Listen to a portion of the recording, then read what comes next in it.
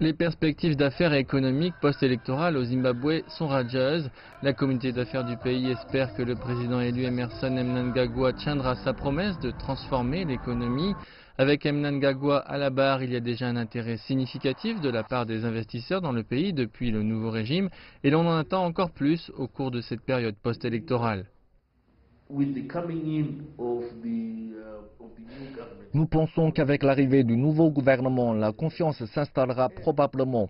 Et si vous regardez les projets qui étaient en cours avant les élections, ce sont tous des importants projets. Le Zimbabwe, en se basant juste sur le don naturel, est prêt pour la croissance.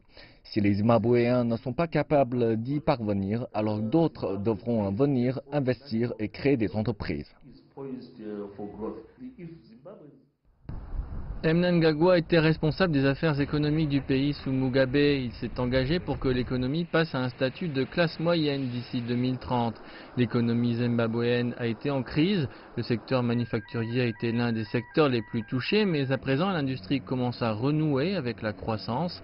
La production a jusqu'à présent augmenté de 20% dans la plupart des compagnies, tandis que d'autres, en particulier dans l'industrie des boissons et des moteurs, ont attiré de nouveaux investisseurs.